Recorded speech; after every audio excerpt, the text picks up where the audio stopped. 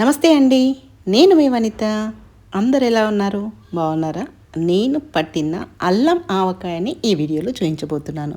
ఈసారి కొంచెం లేట్ అయిందండి. లేట్ అయినా కంపల్సరీగా సంవత్సరానికి ఒకసారి పెట్టుకోవాల్సిన ఆవకాయ కాబట్టి దీనిని నేను ఎలా చేశాను అనేది మీరు ఈ వీడియోలో చూడబోతున్నారు. చూస్తుంటూనే నోరు ఊరుతుంది కదా. అసలు చాలా ఈజీగా చేసేసుకోవచ్చండి. అందరూ ఆవకాయ పెట్టడం అంటే అదొక పెద్ద పనిలాగా భావిస్తారు. కానీ మనం ఒక ముందు రోజు అన్నీ రెడీగా పెట్టుకున్నాం అనుకోండి, చాలా ఈజీగా అయిపోతుంది. అది ఎలా చేశాను అనేది మీరు ఈ వీడియోలో చూసేయండి. ముందుగా మార్కెట్కి వెళ్ళైతే ఒక 10 మామిడికాయలనైతే తీసుకొని వాటర్ని కూడా తీసుకెళ్ళానండి బాక్స్లో. ఎందుకంటే మనం అక్కడే కడిగి నీట్గా తుడిచి కట్ చేయించుకొని రావాలి కాబట్టి ఒక బాక్స్లోనైతే వాటర్ తీసుకెళ్ళి వాటిని నీట్గా కడిగి ఒక కాటన్ క్లాత్ తీసుకెళ్ళి నీట్గా తుడిచి ఇచ్చాను. ఇక్కడ చూస్తున్నారు కదా, ఆ అబ్బాయి 5th క్లాస్ చదువుతున్నాడంట.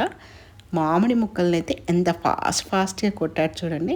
వాళ్ళ మమ్మీ కొడితే కూడా ఇంత స్లోగానా అని తనే తీసుకొని ఫటాఫట్ ఒక 5 మినిట్స్లో 10 మామిడికాయలని అయితే కొట్టించేశాడు.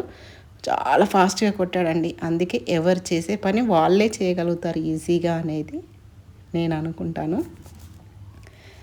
చూసారు కదా ఎంత ఫాస్ట్గా కొడుతున్నాడో. వాడు చదివేది 5th క్లాస్ అంట, కానీ చాలా ఫాస్ట్గా కొట్టించేశాడు. వాటన్నిటినీ అదే బాక్స్లో తుడిచి వేసుకొని ఇంటికి వచ్చేసాను. వచ్చిన తర్వాత వాటిని కాటన్ క్లాత్తో నీట్గా తుడుచుకోవాలి. ఎందుకంటే కొంచెం డస్ట్ అలాంటిది ఏదైనా కట్ చేసేటప్పుడు పట్టినా మనం ఇంటికి వచ్చిన తర్వాత ఇలా కాసేపు ఆరబెట్టి నీట్గా తుడిచి బాక్స్లో వేసుకున్నాను. ఎందుకు బాక్స్లో వేస్తున్నానంటే వాటిని ముందు ఎన్ని ముక్కలు ఉన్నాయో మనం వెయిట్ చేసుకోవాలన్నమాట. ఇక్కడ బాక్స్ వెయిట్ తీసేసిన తర్వాత ఒక 15 గ్రామ్స్ తక్కువ 2 కేజీస్ వరకు ముక్కలు అయ్యాయండి. 10 మామిడికాయలు పెద్ద సైజులో ఉన్నాయి కాబట్టి 2 కేజీస్ వరకు అయితే నాకు మామిడి ముక్కలు అయ్యాయి. దానికి తగినట్టుగా అల్లం వెల్లుల్లి పేస్ట్ని మనం రెడీ చేసుకోవాలి. ముందు రోజే 1/2 కేజీ అల్లం 1/2 కేజీ వెల్లుల్లిని నీట్గా తీసి పెట్టుకున్నాను. అల్లం కాస్త ఆరనివ్వాలి, ఎందుకంటే తడి ఉండకుండా ఆరబెట్టుకోవాలన్నమాట. ఈ విధంగా ఆరబెట్టిన అల్లం వెల్లుల్లిని మిక్సీ జార్లో వేసుకొని అయితే మెత్తని పేస్ట్ లాగా చేసి పెట్టుకున్నాను. ఇవన్నీ ముందు రోజు రెడీ చేసుకుంటే మనం ఈజీగా మామిడికాయ పచ్చడి అనేది పెట్టేసుకోవచ్చు అనమాట. చూసారు కదా, నేను ఈ విధంగానైతే ముందు రోజే అల్లం వెల్లుల్లి పేస్ట్ను రెడీ చేసి పెట్టాను. 10 కాయలకు ఈజీగా 2 కేజీస్ ముక్కలు అవుతాయండి. ఈ అల్లం వెల్లుల్లి పేస్ట్ను 1 కేజీ వరకు తీసుకుంటే సరిపోతుంది. ఇక్కడ నేను ఒక 1 లీటర్ గ్రౌండ్ నట్ ఆయిల్ని వేడి చేస్తున్నాను. ముందుగా మనం పోపు పెట్టి పక్కన పెట్టుకోవాలి. ఎందుకంటే ఆయిల్ అనేది చల్లారాలి, తర్వాతనే మనం తీసుకున్న ఉప్పు కారాలన్నీ ఆ ఆయిల్లోనే కలపాలి. కాబట్టి ముందు మనం పోపు పెట్టి పక్కన పెట్టుకున్నాం అనుకోండి, ఆయిల్ చల్లారుతుంది. అంతలోపు మిగతా పనులన్నీ చేసేసుకోవచ్చు అనమాట. ఆయిల్ వేడెక్కిన తర్వాత ఒక స్పూన్ జీలకర్ర, ఒక స్పూన్ ఆవాలు, అలాగే ఒక 1/2 టీ స్పూన్ మెంతులు కూడా వేసి మంచి స్మెల్ వచ్చేంత వరకు ఫ్రై చేయాలి. చూసారు కదా, ఇక్కడ నేను ఫాస్ట్గా కలుపుతున్నాను. తర్వాత ఆయిల్ కొంచెం వేడిగా ఉన్నప్పుడు మనం కొంచెం అల్లం వెల్లుల్లి పేస్ట్ని కూడా అదే వేడి నూనెలో వేసి కలుపుకోవాలి. ఎందుకంటే అల్లం వెల్లుల్లి పేస్ట్ అనేది మంచి ఫ్లేవర్ రావాలి కాబట్టి మనం స్టవ్ కట్టేసిన తర్వాత అదే వేడి మీద మనం అల్లం వెల్లుల్లి పేస్ట్ని కూడా వేసి కలుపుతూ ఉండాలి. కొంచెం చల్లారిన తర్వాత మిగతా అల్లం వెల్లుల్లి పేస్ట్ అంతా వేసి కలుపుతుండాలి. మనం ఇక్కడ గ్రౌండ్ నట్ ఆయిల్ పల్లి నూనె తీసుకున్నాం కాబట్టి అది పొంగుతుందండి. కాస్త మెల్లిగా నూనె వేడిని బట్టి చూసుకుంటూ కలపాలి. ఫస్ట్ కొంచెం అయితే బాగా వేడిగా ఉన్నప్పుడు ఒక హాఫ్ వేసిన తర్వాత ఇంకొంచెం మిగతాదంతా నూనె కొంచెం చల్లారిన తర్వాత వేసేసుకొని ఈ విధంగా కలుపుకోవాలి. ఉండలు లేకుండా కలుపుకోవాలి.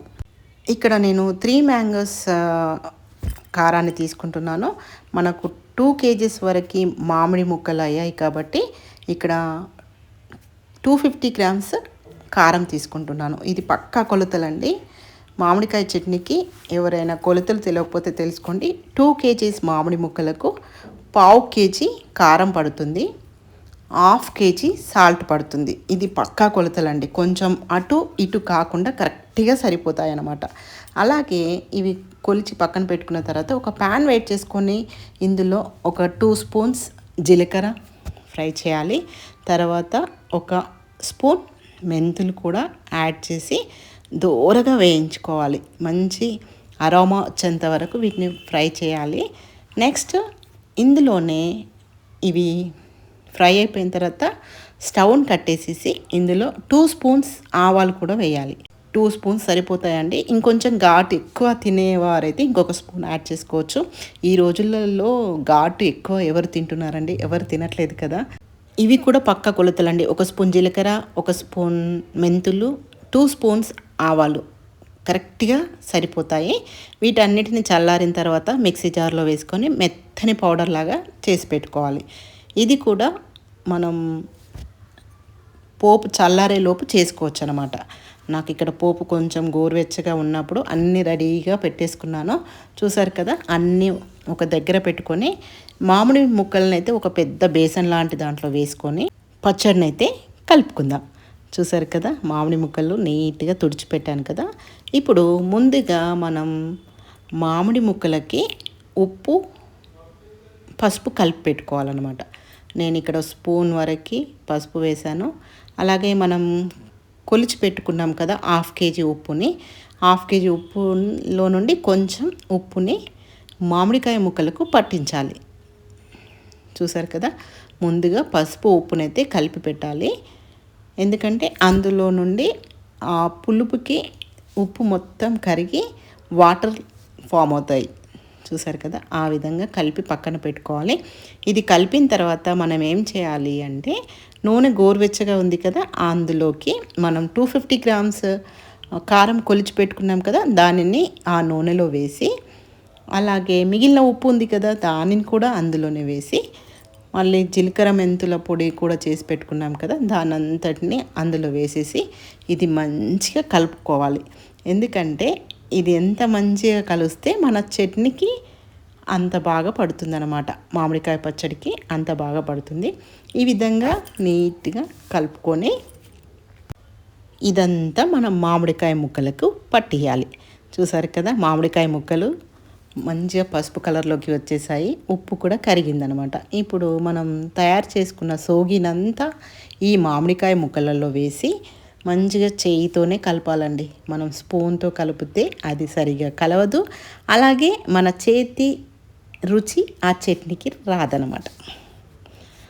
అలాగే ఒక గుప్పెడు వెల్లుల్లి రెబ్బలను కూడా వేసుకోవాలి. మనకు ఈ వెల్లుల్లి రెబ్బలు చట్నీలో మంచిగా నానిన తర్వాత తింటే ఎంత బాగుంటాయి అంటే అంత బాగుంటాయి. మీ అందరికీ తెలిసే ఉంటుంది. కాకపోతే నేను ఇక్కడ కొంచెం వెల్లుల్లి రెబ్బల్ని ఎక్కువగానే వేసుకుంటాను. ఎందుకంటే అవి మధ్య మధ్యలో తినేటప్పుడు చాలా చాలా బాగుంటాయి అన్నమాట. క్రంచీగా పుల్ల పుల్లగా బాగుంటాయి. చూసారు కదా, ఈ విధంగా మన మామిడికాయ ముక్కలకి మనం తయారు చేసిన సోగినంతా కలిపి ఈ విధంగా ఒక్కసేపు పక్కన పెట్టాలి.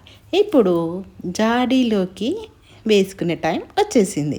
ముందుగా జాడీని నీట్గా కడిగి తడి లేకుండా ఆరబెట్టుకున్న తర్వాత, సంవత్సరానికి ఒకసారి పెట్టే చట్నీ కాబట్టి దానికి ముందుగా బొట్లు పెట్టుకొని మనం మన మామిడికాయ పచ్చడిని అయితే అందులోకి వేసుకుందాం. మళ్ళీ ఒకసారి కలిపి, ఎందుకంటే అది మళ్ళీ ఒకసారి కలిపితే కొంచెం ఆయిల్ పైకి వచ్చేస్తుంది కదా, దానిని మళ్ళీ ఒకసారి కలిపి జారీలోకి ఎత్తుకున్నాం అనుకోండి, సంవత్సరం పాటు ముక్క మెత్తబడకుండా అలాగే రెడ్గా ఉంటుంది. ఈ విధంగా నెక్స్ట్ టైం మీరు పెట్టి చూడండి. ఈసారి కాస్త లేట్ అయిపోయిందండి నాకే, అందుకే మీరు నెక్స్ట్ టైం ఎప్పుడైనా పెట్టాలనుకున్నప్పుడు ఈ పద్ధతిని పాటించండి. చాలా అంటే చాలా బాగుంటుంది. దీనిని మా తెలంగాణ స్పెషల్ అని చెప్పొచ్చు. తెలంగాణలో చాలామంది ఈ విధంగానే అల్లం ఆవకాయను పెట్టుకుంటారనమాట. కొంతమంది అల్లం వెల్లుల్లి పేస్ట్ కొంచెం కూడా వేసి పెడతారు, కానీ అది ఇంత రుచి అయితే ఉండదు. చూసారు కదా, నేను మెజర్మెంట్స్ అన్నీ డిస్క్రిప్షన్లో ఇస్తానండి. మీకు ఒకవేళ నాలాగా లేట్గా పెట్టేవాళ్ళు ఇంకా ఎవరైనా ఉంటే ఈ పద్ధతిలో పెట్టుకోండి. సంవత్సరం పాటు హాయిగా ఎంజాయ్ చేయొచ్చు. చూసారు కదా, ఈ చట్నీనంతా జారీలోకి ఎత్తిన తర్వాత లాస్ట్లో అందులోకి అన్నం వేసుకొని తినేది ఉంటుంది చూడండి, అసలు మహా అద్భుతం అని చెప్పొచ్చు. అప్పుడే కలిపిన ఆవకాయని ఈ విధంగా అన్నం వేసి మంచిగా కలుపుకొని తిన్నామనుకోండి, ఆహా అని అనాల్సిందే. ఎందుకంటే ఆవకాయ అమ్మ ఎప్పుడు బోర్ కొట్టవు కదా, మీరేమంటారు? If you like the video please like, share and subscribe. Thank you.